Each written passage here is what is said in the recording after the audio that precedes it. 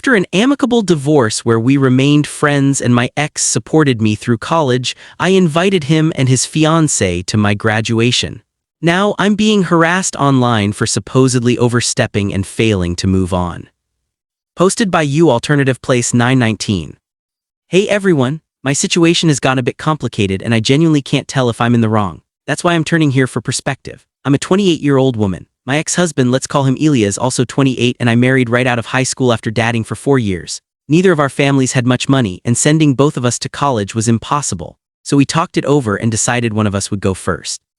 We literally flipped a coin and he was the one who got to start college initially. I even drafted a contract on a piece of paper. We didn't own a printer back then, stating that even if we ended up divorcing, our pact to help me attend college would stand. He attended college locally.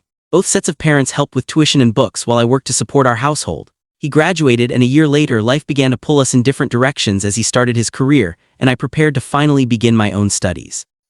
After another year he confessed he was starting to develop feelings for a coworker, we'll call her Lorna. He stressed that he respected and cared for me too much to act on it, but the admission forced us to face reality. Perhaps we had married too young without fully thinking it through. After many long conversations and although I still loved him I had to agree. We rushed into marriage and with how busy our lives had become, it was clear we wouldn't last much longer. So we decided to part amicably. He assured me not to worry, our agreement still stood. Both sets of parents continued to help with my tuition, and Ilya's rented an apartment for me near campus, providing money for utilities and groceries so I could focus solely on my studies. Well, fast forward to this year, I finally graduated. Yay, Ilya's had moved far away for work and was now engaged to Lorna.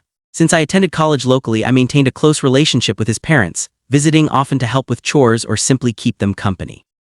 For my graduation, I was given 4 tickets. One of my classmates, who was only inviting her parents, offered me her extra one. I'd already been considering inviting Ilya's, so I accepted. I called him the next day, told him I had an extra ticket, and asked if he and his fiancée would like to attend.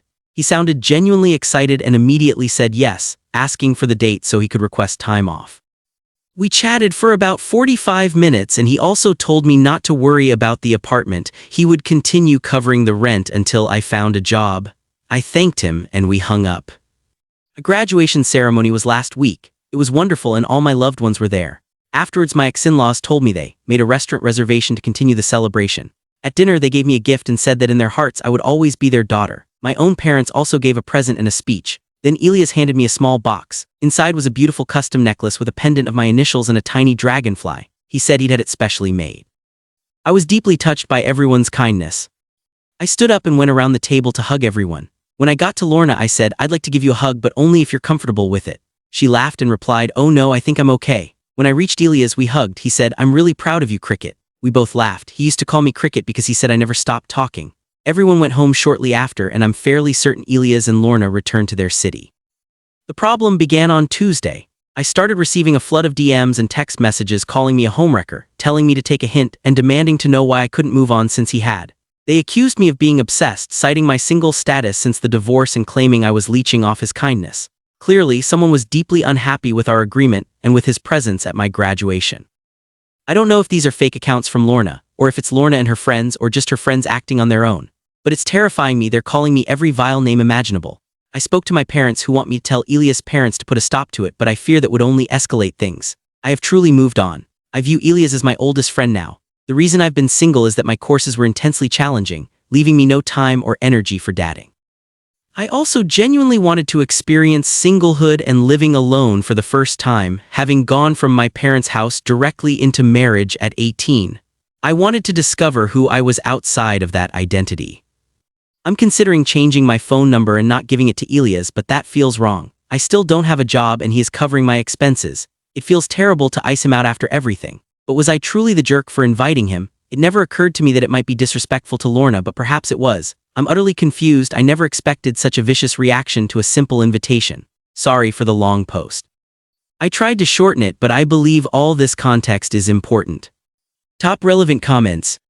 Downvoted commenter. Props to you both for sticking with the contract, but you've graduated now. That should have been the end of it. If either of you wants a healthy future relationship, boundaries are essential. There's no reason you should still be in contact with Ilya's or his parents. Op's response, his parents are elderly and he is an only child. I don't want them to struggle with chores when I'm easily able to help. Commenter 2, I say this as someone dating a person who has struggled to set boundaries with an ex-spouse. You risk alienating any future partner. Maybe you're okay with that, but if you don't remove the mental and emotional space he occupies, you'll face unnecessary heartbreak. My girlfriend's counterargument is that she doesn't love him. Well, if she doesn't, she needs to stop acting like she does. You can't build a life with someone who is still mentally attached to another person. It's unfair to future partners. If they give you their all, they deserve the same in return.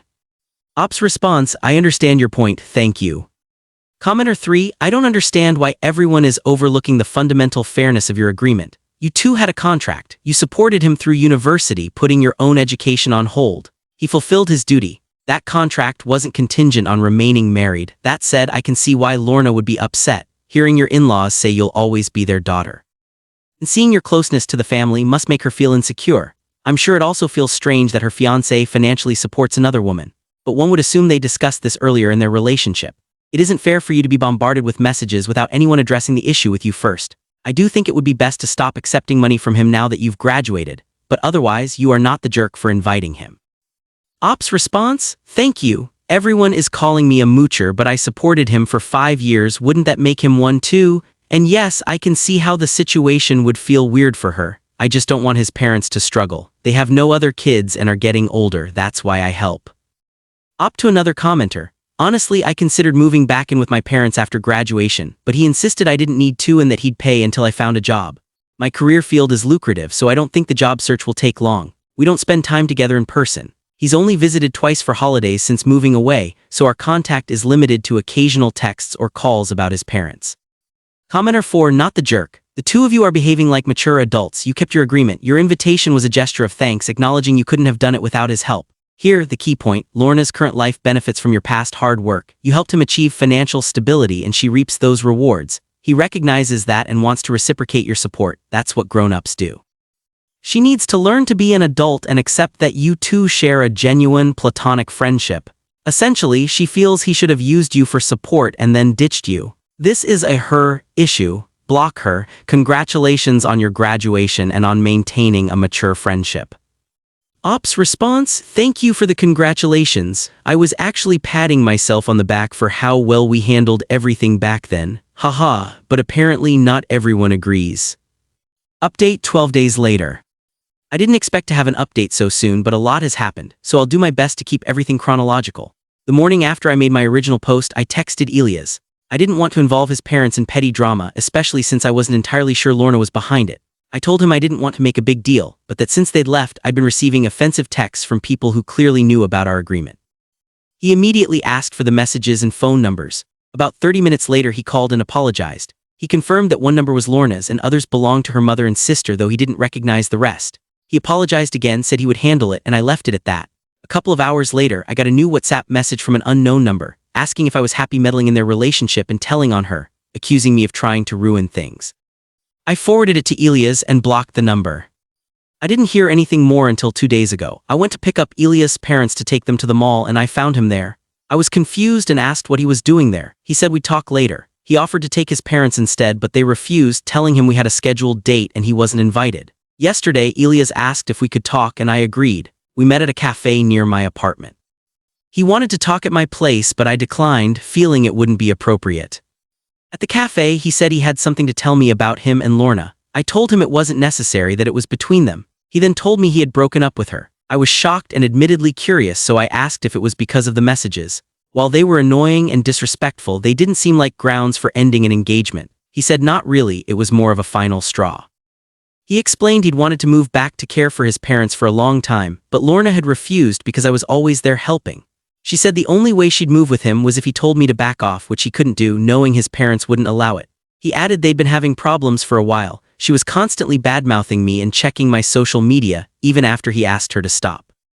I told him he didn't owe me these details. He got quiet for a long moment, then said, "I'm so sorry." I said it wasn't his fault, but he clarified he was sorry for our divorce. He admitted his relationship with Lorna hadn't been working for a long time, maybe from the beginning, but he felt compelled to stay in it.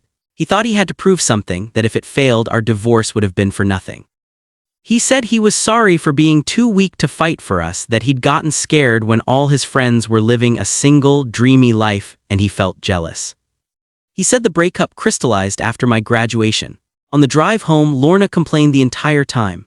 In a fit of frustration after arriving, she tried to break a little dragonfly figurine he had, a gift I'd made for our first anniversary. I didn't even know he still had it. He said seeing that made him so angry he realized they were just ruining each other's lives and it had to end.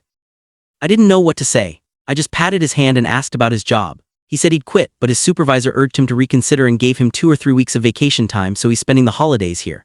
I told him not to dwell on the past and to focus on moving forward. What else could I say? Anyway, our parents have apparently arranged to spend Christmas together. Even my sister is coming from out of town, which is nice, though it gives me some anxiety. I think that's all for now. I don't expect anything significant to happen after this, but I'll update again if things change. Happy holidays and thank you for all the support and advice I received here. Top relevant comments on update. Commenter, he left you for her and now he's left her and is trying to get back with you. Expect some kind of move during the holidays. I'm not saying you should get back with him, just be prepared.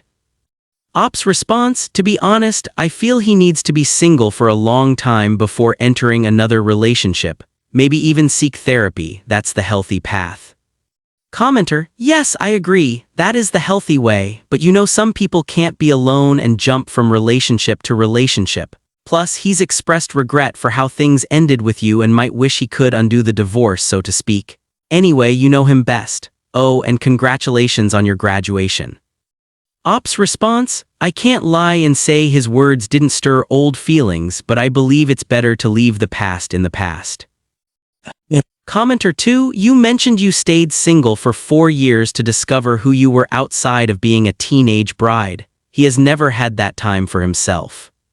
Op's response, exactly why I feel he needs to be single for a while. It's actually a very important experience.